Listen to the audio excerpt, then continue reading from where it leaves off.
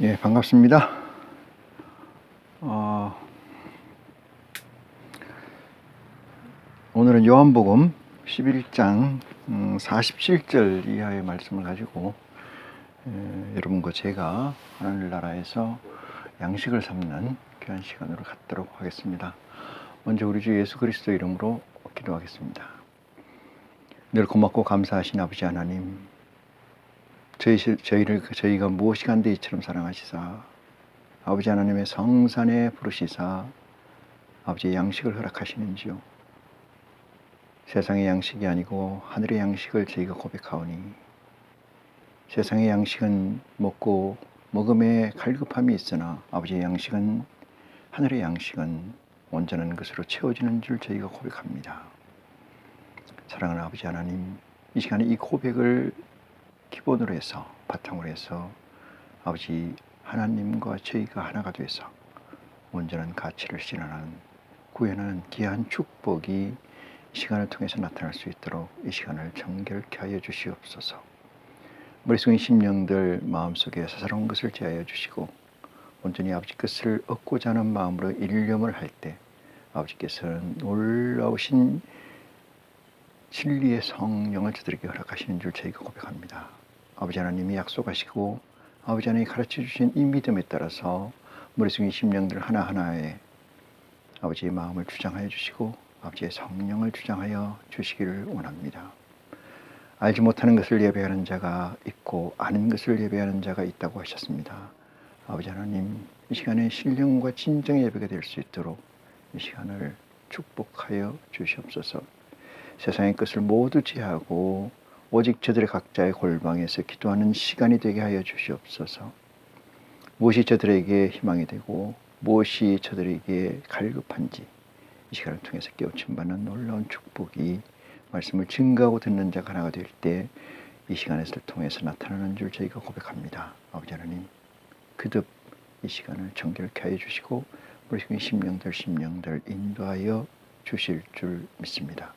아버지 하나님, 처음 시간입니다. 끝까지 우리 아버지 홀로 영광 받으실 줄 저희가 고백하며 우리를 주에서 구원하신 우리 주 예수 그리스도 이름 받들어 기도함나이다. 아멘.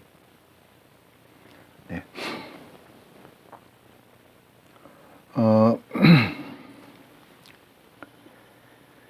요한복음 11장 47절 말씀 보시겠습니다.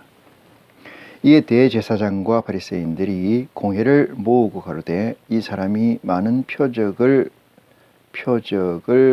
행하니 우리가 어떻게 하겠느냐, 이렇게 이야기를 하네요. 48절입니다. 만일 저를 이대로 두면은 모든 사람이 저를 믿을 것이요 그리고 로마인들이 와서 우리 땅과 민족을 빼앗아 가리라 하니, 이랬습니다. 그대로 두면은 제가 우리 이 로마인들이 와서 우리 땅과 민족을 빼앗아 가리라 하니, 이랬어요. 땅과 민족이라고 하니까 이 하드웨어적인 지리적 땅과 이 민족을 얘기하는 것으로 생각하지 않는 지혜가 여러분에게 있기를 축원합니다. 49절, 그 중에 한 사람이 그 해 대제사장인 가야바가 저희에게 말하되 너희가 아무것도 알지 못하는도다. 한 사람이 백성을 위하여 죽어서 온 민족이 망하지 않게 되는 것이 너희에게 유익한 줄을 생각지 아니하는도다 하였으나 이 말은 스스로 함이 아니요 그의 대제사장이므로 예수께서 그 민족을 위하시고 또 그 민족만 위할 뿐 아니라 흩어진 하나님의 자녀를 모아 하나가 되게 하기 위하여 죽으실 것을 미리 말함이르라. 53절입니다. 이날부터는 저희가 예수를 죽이려고 모의하니라. 이날부터는 저희가 예수를 죽이려고 모의하니라 했습니다. 그리스도의 생물학적 사망은 준비되어 있는 이야기죠. 그래서 생물학적 사망에 관한 것은 이 세상 사람들에게 또한 증거가 되고 아버지 하나님께서는 아버지 하나님에게는 한 스텝 나가는 선행된 의지의 완성을 위해서 한 스텝 나가는 귀한 축복의 자리다 이렇게 말씀드릴 수가 있어요. 예수 그리스도가 가시면류관을 쓰고 십자가에 못 박혀서 고통 속에서 생물학적 죽음을 마감하는 것은 이 세상에서 우리가 가져야 될, 그러니까 맨 마지막에 8개의 하늘의 아들들의 규정 중에 마지막에 세상에 핍박받고 가난한 자가 되는, 이 첫 번째가 가난한, 심령이 가난한 자고, 맨 끝에가 이 하나님의 증거로 인해서, 예수 그리스도의 복음을 인해서 세상에서 핍박받고 환난받는다는 사실을 겪어서 그 위에 서는, 그 위에 이긴 자가 되는 것을 증거하기 때문에 예수 그리스도의 죽음은 예수를 그리스도라고 시인하는 자들에게는 축복으로 바뀌어져야 된다는 사실을 말씀드릴 수가 있습니다. 예수 그리스도의 죽음에 대해서, 고난과 고통과 죽음에 대해서 우리 인생은 하나님의 말씀에 쫓아서 선행된 의지를 완성하려면은, 천국이라는 데를 가려면은 이 세상에서 가진 것들을, 이 세상에서 갖는 고통과 고난이 우리에게는 축복이 돼야 저들과 다른 차별성이 확정되는 거고, 그것이야말로 하나님의 아들로 구획되는 놀라운 축복이라는 사실을 견주어 말할 때, 많은 사람들이 슬픔에 매여 있고 고통을 공유하는 가운데 있을지라도 우리 하나님 아버지의 진리의 성령의 도움을 받는 패밀리들은 하나님의 의지에 따라서 그리스도의 죽음을 축복화하는 놀라운 가치가 여러분에게 함께 있기를 간절히 축원합니다. 54절입니다. 그러므로 예수께서 다시 유대인 가운데 드러나게 다니지 아니하시고 여기를 떠나 빈들 가까운 곳인 에브라임이라는 동네에 가서 제자들과 함께 거기에 유하시니라. 55절입니다. 유대인들의 유월절이 가까움에 많은 사람이 자기를 성결케 하기 위하여 유월절 전에 시골에서 예루살렘으로 올라갔더니 저희가 예수를 찾음에 성전에 서서 서로 말하되 너희 생각에는 어떠하뇨? 제가 명절에 오지 아니하겠느냐 하니. 57절입니다. 이는 대제사장들과 바리새인들이 누구든지 예수 있는 곳을 알거든 고하여 잡게 하라 명령하였습니다. 이렇게 얘기를 합니다. 이런 구절은, 이런 지금 오늘 읽어드린 47절에서 57절까지의 내용은 그냥 서술된 얘기다, 알맹이가 별로 없는 얘기다, 이렇게 말씀을 드리고 12장 1절로 넘어갑니다. 6월절 엿새 전에 예수께서 베다니에 이르시니 이곳은 예수께서 죽은 자 가운데서 살리신 나사로의 있는 곳이라 했어요. 나사로가 죽은 자 가운데서 예수님께서 살려내신 그곳이다, 이렇게 적시를 하고 있어요. 2절 거기서 예수를 위하여 잔치할세 마르다는 이를 보고 나사로는 예수와 함께 앉은 자 중에 있더라 했습니다. 마리아는 지극히 비싼 향유 곧 순전한 나드 한 근을 가져다가 예수의 발에 붓고 자기 머리털로 그의 발을 씻으니 향유 냄새가 집에 가득하더라 했어요. 여러분은 이 향유라는 이 기름, 이것이 얼마나 비싼 건가에 관해서 관심이 있을 수 있어요. 이 세상에서 보석은, 이 세상에서 가지고 있는 가치의 정점에 이르는 보석들은 이 세상 끝하고, 이 세상에서 엔딩돼 끝나고 그 다음 세상에 연결된다고 하면은 그것이 연속성이나 영속성이 있어야 되는데, 이 세상의 보석은 하나님께서 말씀하시는 그 천국이라는 나라와 영속성이나 연속성이 없어요.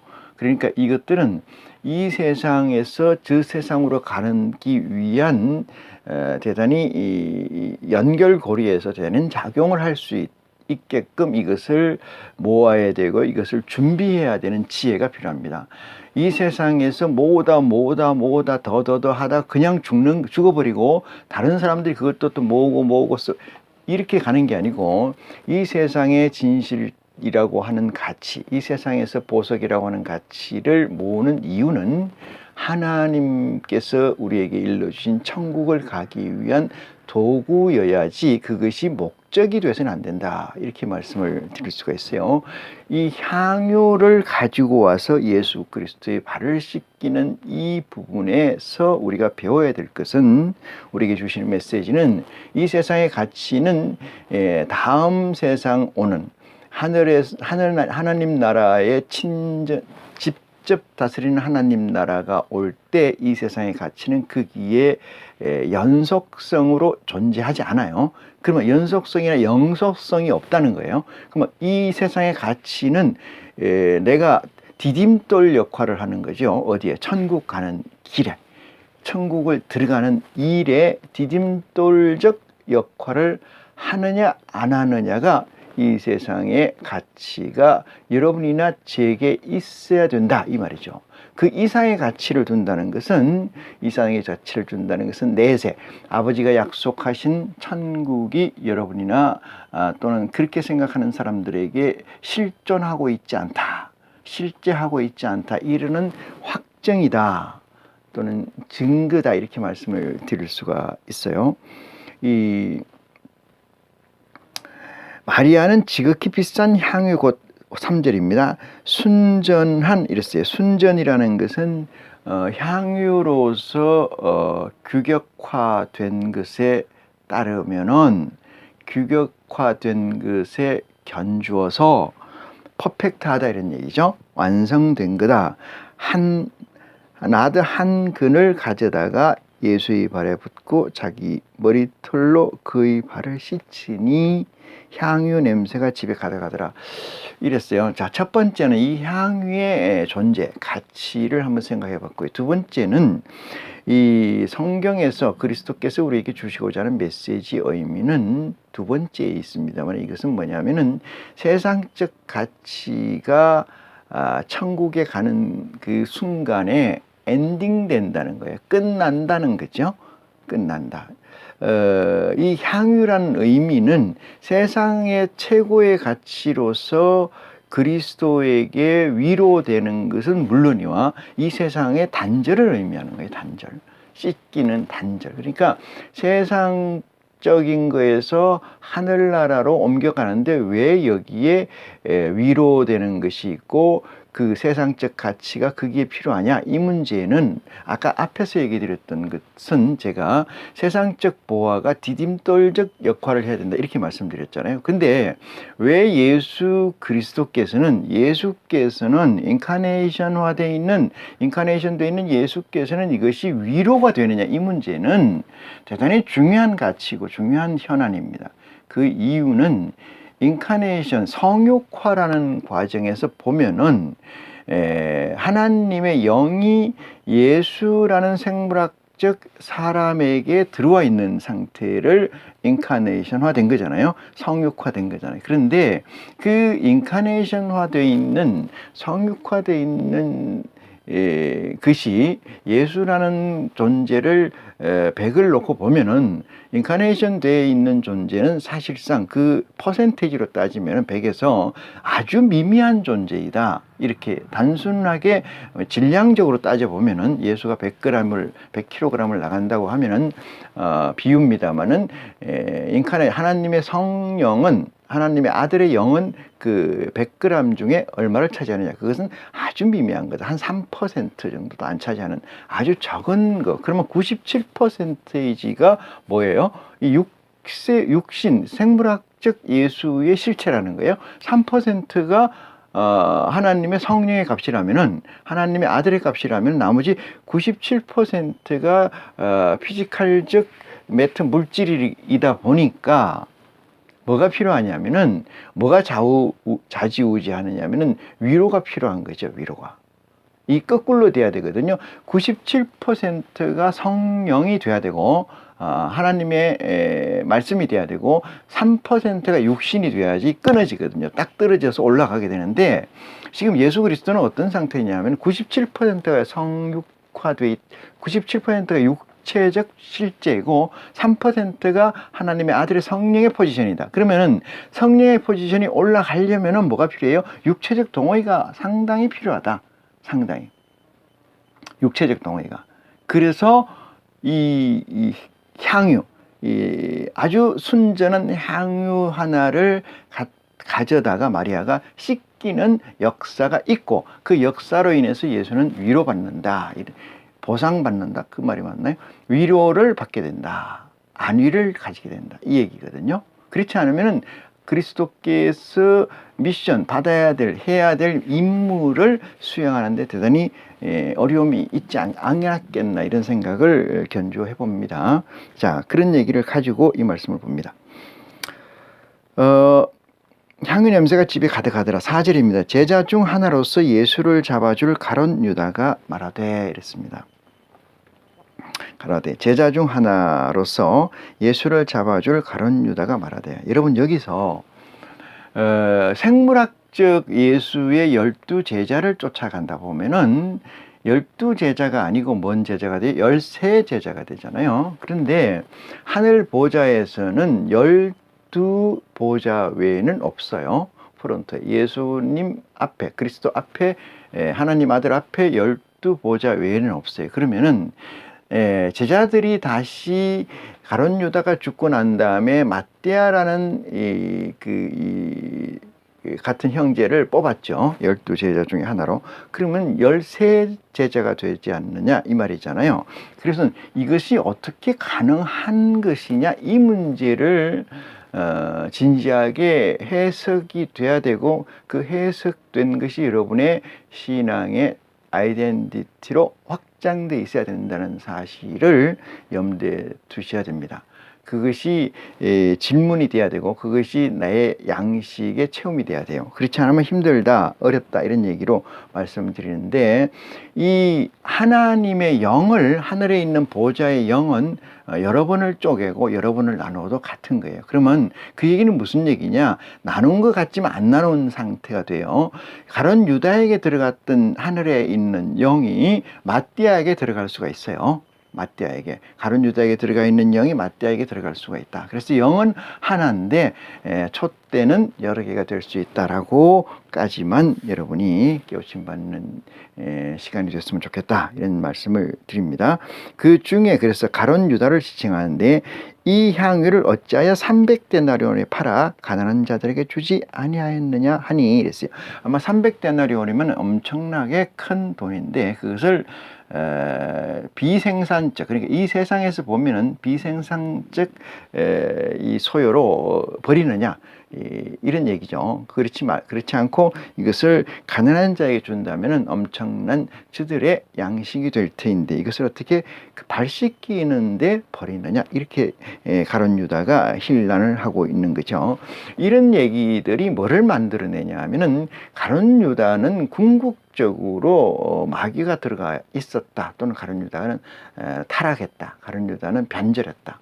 배도를 했다. 이런 얘기들로 확장성을 가지게 되는데 그건 대단히 잘못된 얘기다. 이렇게 말씀을 드릴 수가 있어요. 5절을 봅니다. 이 향유를 어찌하여 300데나리온에 팔아 가난한 자들에게 주지 아니하였느냐 하니 6절 이렇게 말하면 가난한 자들을 생각함이 아니요 저는 도적이라 돈깨를 맞고 거기 넣는 것을 훔쳐 가미르라 이렇게 했어요. 그렇게 이야기하는 것은 누가? 가룟 유다가 가난한 자들을 생각함이 아니요 이렇게 했어요.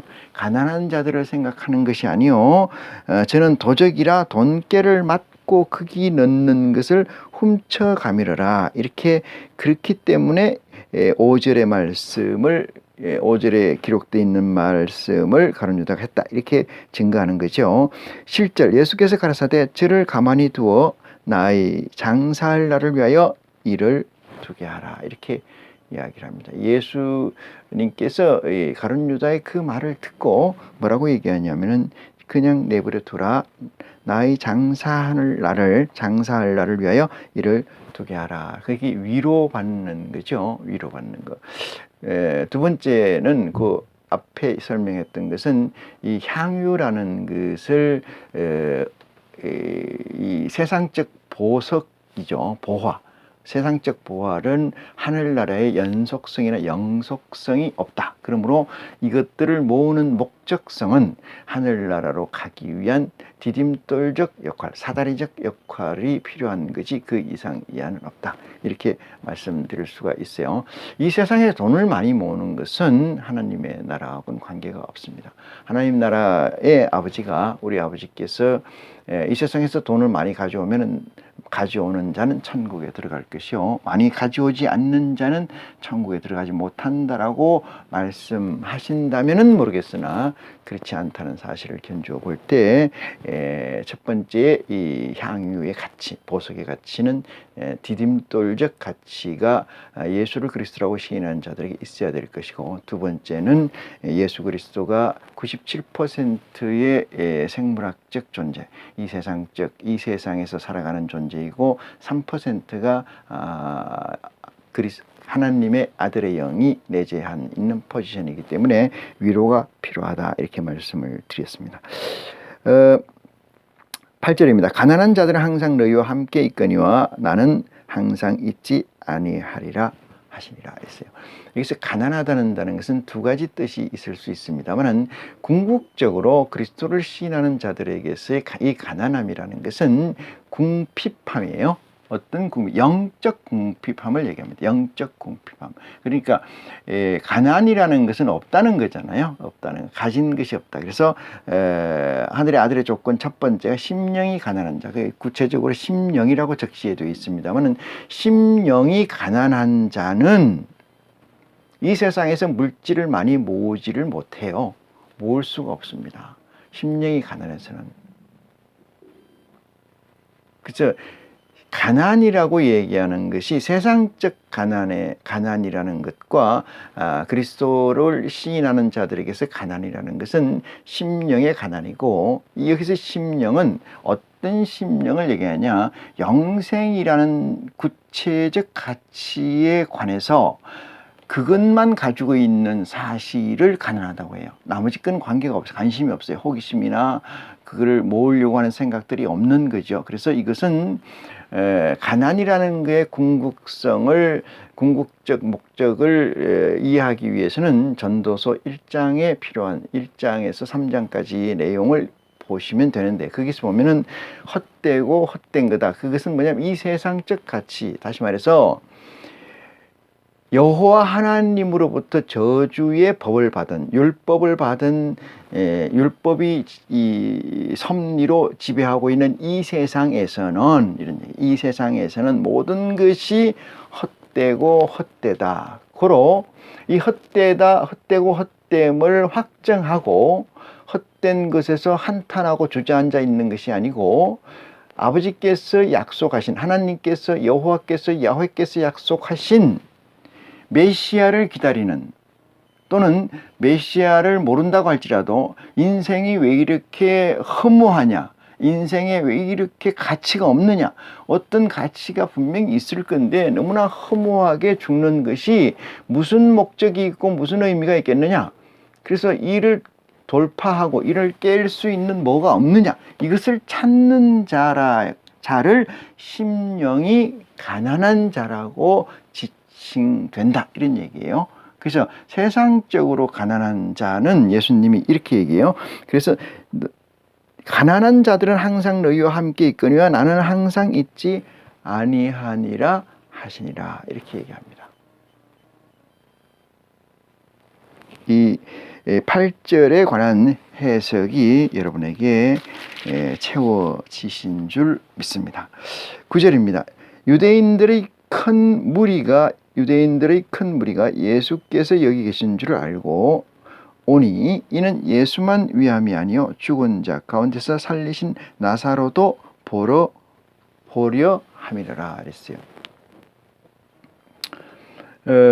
이 당시에 뭐 얘기하기가 대단히 좀 민감한 얘기이긴 합니다만은 이 당시 기록에 여기에 적시되어 있는 것처럼 12장 9절에 적시되어 있는 것처럼 큰 무리가 군중이 예수께 몰려가는 이유는 예수가 있는 곳으로 몰려가는 이유는 나사로 죽었던 나사로가 살아난 연유이기도 하고 그 살린 존재가 누구냐고 하는 궁금증도 가지고 있고 또 그 당시에 주권자가 예수를 잡아오라고 명한 이유도 있다. 이런 얘기죠. 그런데 이들이 실제 우리가 생각할 때 하나님의 말씀의 차원, 하나님의 디멘션이 아니고 이 세상 차원에서 실제 많은 무리가 가가지고 그 세 가지의 이유 때문에 몰려갔다라고 해석하면은 엄청난 모순이 생깁니다. 그것을 그렇게 해석하는 것이 잘못됐다는 건 아닌데 그런 해석은 제일 초보적 해석이다. 초보적 해석. 그래서 그것에 매이지 말고 여기서 본질적인 가치로 매여야 되는 지혜가 여러분에게 있어야 될 줄 믿습니다. 그래서 여기로 쫓아간 것은 하나님의 의도한 대로 간 거다. 그 말씀은 하나님은 이 세상의 가치를 움직일 때는 하나님은 당신의 영을 세상적 가치에 입신시켜서 움직인다는 사실을 둘 때 그렇게 그런 사실을 견주어 볼 때 여러분들이 이 구절에 씌어 있는 말씀이 어떤 말씀인가 여러분들이 지혜를 가지고 회량할 수 있다. 이렇게 저는 판단합니다. 10절 대제사장이 나사로까지 죽이려고 모의하니 이랬습니다. 근거를 없애겠다 이런 얘기가 되죠. 나사로 까닭에 많은 유대인이 가서 예수를 믿으라 이렇게 이야기를 합니다. 여기서 예수를 믿는다는 것은 여기서 예수를 믿는다는 사실은 예수가 메시아적 사명의 존재다. 그죠? 구세주의 사명을 가지고 온 거다는 사실을 믿는다는 거지, 그 믿음에 한 발짝도 더 갈 수가 없어요. 그 믿음 다음의 것이 무엇이냐면은 예수 그리스도의 복음입니다. 예수 그리스도의 메시지예요. 예수 그리스도의 메시지가 그 뒤에 오는 스텝이거든요. 그 뒤에 오는 스텝을 해석하려면은 그 해석하는 자가 누구냐? 그것이 하나님인데 하나님은 누구를 시켜서 그걸 해석하느냐 하면은 진리의 성령을 통해서 해석한다. 이렇게 이해하시면은 맞는 말씀이다 라고 주장하고 싶습니다.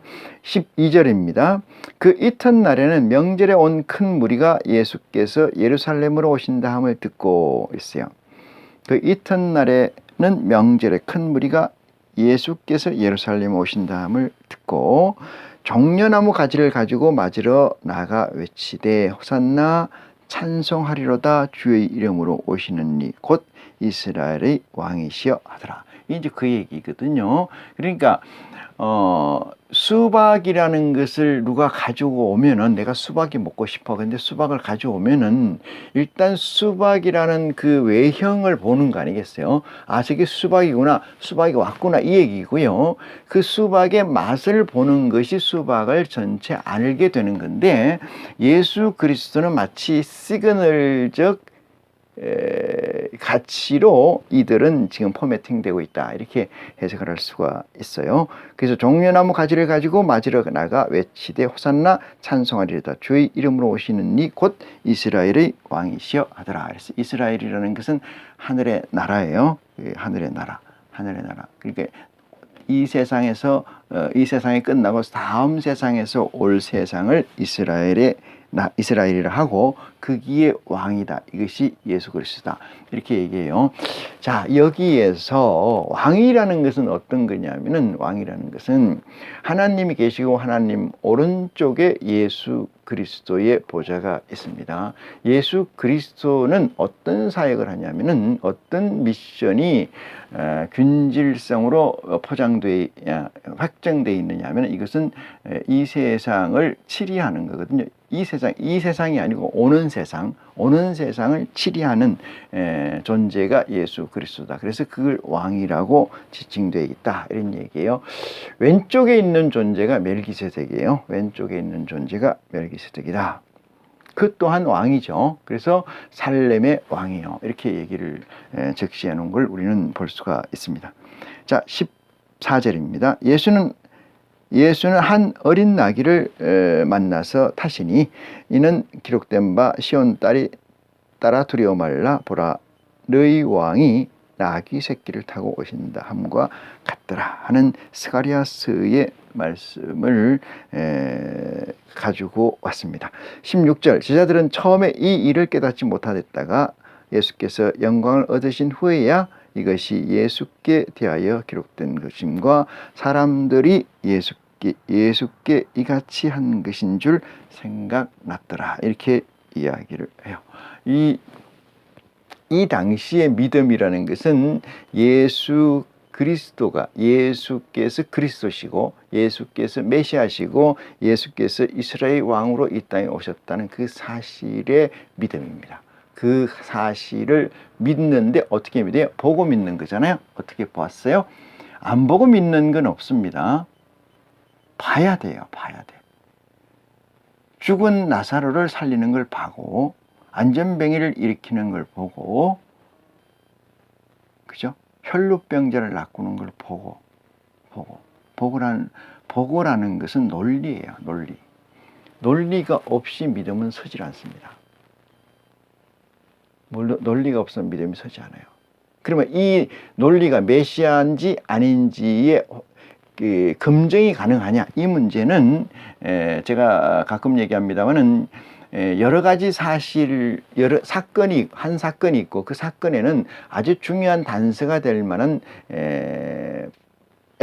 상황들이 생기는데 그것을 스틸포트라고 하고 그 스틸포트를 서너 개를 모아서 한 개, 두 개, 세 개를 모으면 세 개를 연결하면 그 그림이 만들어지고 그 그림을 썸을 하게 되면은 그 가치는 확정됩니다. 이것이 하늘의 법칙이에요.